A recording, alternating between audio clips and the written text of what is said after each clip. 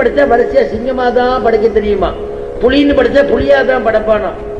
இந்த அகடித கடனா சாமர்த்தியம் யாருக்குன்னா பெருமாளுக்கு மட்டும்தான் உடையதான். அதனால அந்த தூணை பிளந்த உடனே நரம் கலந்த சிங்கமாக அப்படி வெளியில வந்தானா அற்புதமாக. சத்யம் விதாதும் நிஜ பிருத்ய பாஷிதம் வியாப்திஞ்ச பூதேஷு அகிலேஷு சாத்மனஹ அதிருஷ்யதாத் அத்யத்புத ரூபமுத்வஹன்னே ஸ்தம்பே சபாயாம் ந மிருகமும் ந மானுஷம்.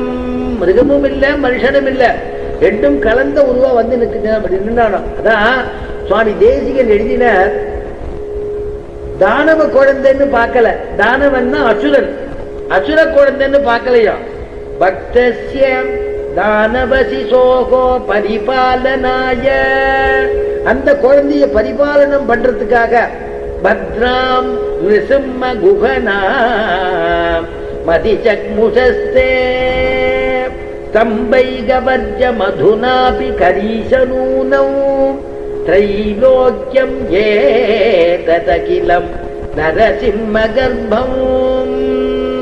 பக்தஸ்ய தானவசிசோகோ, தானவசிசோன்னு பார்க்கல, பரிபாலனம் பண்றதுக்காக நிருசிம்மனாக தோண்டி தூண்லேருந்து வெள்ள வந்தா தானவசிசோகோ பரிபாலனாய பத்ராம் நிருசிம்ம குஹனாம் மதிஜக்முஷஸ்தே ஸ்தம்பைக வர்ஜ மதுனாபி. எந்த தூண்லேருந்து வெளியில வந்தானோ அந்த நரசிம்மன், அந்த தூணை தவிர என்ன சுவாமி தேசிகன், அந்த தூணை தவிர 7 புவனத்திலையும் இந்த எல்லா இடத்துலையும் எல்லா தூண்கள்லையும் எல்லா வஸ்துக்கள்லையும் உள்ள கர்ப்பமா இருக்கான். ஸ்தம்பைக வர்ஜ மதுனாபி கரீஷநூனோ த்ரைலோக்யம் ஏததகிலம் நரசிம்ம கர்ப்பம். த்ரைலோக்யமேததகிலம் நரசிம்ம கர்ப்பம். அப்படி நிருசிம்மனா இருந்து வெளியில வந்தான் இல்லையா, அதான் இங்க பிராட்டி மனசில் நினைச்சுன்னு சொல்றாளாம், இந்த துரும்புலேருந்து பெருமை துரும்புன்னு நினைச்சுக்காத, இதுலேருந்து என்னுடைய பக்தா ராமபிரான் வெளில வருவான். வெளில வந்து எப்படி வந்து ஹிரண்யகசிபு பெருமாள் கிழிச்சு போட்டாரோ அந்த மாதிரி உன்னை கிழிச்சு போட்டுருவான், ஜாக்கிரதை. என்னாலும் திருணமந்த ரதகிருத்வா, எல்லாம் பலவிதமான விஷயங்களை சொல்லிட்டு கடைசியா சொல்றான், கடைசியா பிராட்டி இடத்துல கோபமா சொல்றான், இன்னும் உனக்கு 2 மாத காலம் உனக்கு கெடு கொடுக்கிறேன், அதுக்குள்ள நீ என்னுடைய ஆசைக்கு இசைலையானால் உன்னை வதம் பண்ணி நான் காலம்புற ஆகாரத்துக்கு உணவாக எடுத்துருவேன் அப்படின்னு சொல்லி இந்த ராட்சதிகள்கிட்ட சொல்றா. பின்னாடி ராட்சதிகள்லாம் திட்டுறா, வெய்யரா. லோகேஸ்வரன் ராவணனை போய் நீ நிந்திக்கிறியே, எங்களுக்கு எல்லாம் இந்த பாக்கியம் கிடைக்கலன்னு நாங்கெல்லாம் தவிச்சுட்டு இருக்கோம். அவளை ராட்சசி தானே கிடைச்சிட்டு இருக்கோம், ஒன்ன இடத்துல வந்து நிற்கிறான், அவனை வந்து அப்படி பேசுறியே. உடனே பெருமாள் உடனே ரொம்ப சோகப்பட்டுக்கிறா, சோகப்பட்டு ரொம்ப வருத்தப்பட்டு அழறா, கண்ணீர் மல்கிறா.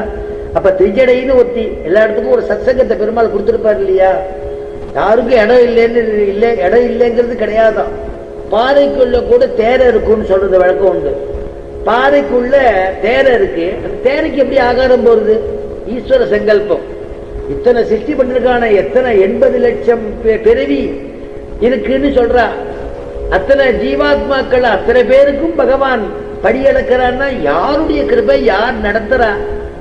ஒரு 10 பேர் இருந்தா ஒரு கல்யாணத்துக்கு ஒரு 100 பேர் இருந்தா அவளை சமாளிக்க முடியல நம்மளால. யாருக்கும் எல்லாம் குறையில்லாம கொடுத்து கவனிக்க முடியல, அத்தனை ஆள் போடுறோம்.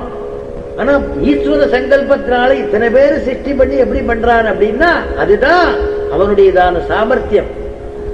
அப்படி ஒரு பெருமாளுடையதான கிருபை. அந்த பெருமாள் கிருபையை நினைச்சு சீத்தை சொல்றா, திரிஜடா சொல்றா, யாரும் திட்டாதீங்கோ, நான் ஒரு சொப்பனம் கண்டேன்னு ஒரு நல்ல சொப்பனத்தை சொல்றா. சுப சகுனம் ஏற்படுறது, சீதா பிராட்டிக்கு சந்தோஷத்தை அடையிறான். உடனே அவள் நினைச்சு என்ன துக்கப்படுறான்னா, சுவாமி ராமனை நினைச்சுன்னு சொல்றா, என்னை கொண்டு வந்த உடனே பின்னாடியே வந்து என்னை காப்பாற்றிடுவேன்னு நினைச்சுட்டு இருந்தேனே, நீங்க வரலையே. சரி, 1 மாச காலத்துல வரல, 2 மாச காலத்துல வரல, ஏதோ ஒரு 5 மாச காலத்திலேயாவது வந்துடுவேன்னு நினைச்சுட்டு இருந்தேனே, வரலையே. அப்ப நீங்க எப்பதான் வருவேள்? 10 மாச காலம் ஆயிடுத்தே, 10 மாச காலத்திலேயும் நீங்க வரலையே, எப்ப வந்து என்ன காப்பாத்த போறேன் அப்படின்னு மனசுனால அப்படியே அப்படியே வெந்துட்டு இருக்காளாம், வருத்தப்படுறாளாம் பிராட்டி. அப்படி வருத்தப்பட்டுட்டே பெருமாள் இடத்துல ராமனை நினைச்சுட்டே இருக்கா, என்னுடைய காலம் இப்படின்னு. அதான் ஆஞ்சநேயன் இதெல்லாம் கவனிச்சுட்டு இருக்க, நாம எப்படி பேச போறோம், எப்படி பேசி இறங்கி பேச போறோம் நினைச்சிட்டு மெதுவா இறங்கி பேசணும். ஆனா இவருடைய உபதேசத்தெல்லாம் ஆஞ்சநேயன் கேட்டுட்டு இருக்கார்.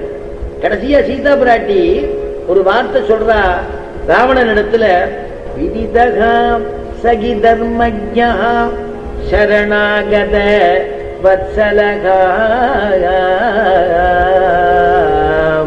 விதிதகா சகி தர்மஜ்ஞா சரணாகத வத்சலகா தேன மைத்ரி பவது தே யது ஜீவிதுமிச்சசி தேன மைத்ரி பவது தே யது ஜீவிதுமிச்சசி. அப்பா தர்மஸ்வரூபனான பகவானை நீ அடையணும், சரணாகதி பண்ணுன்னு சொல்லலையா?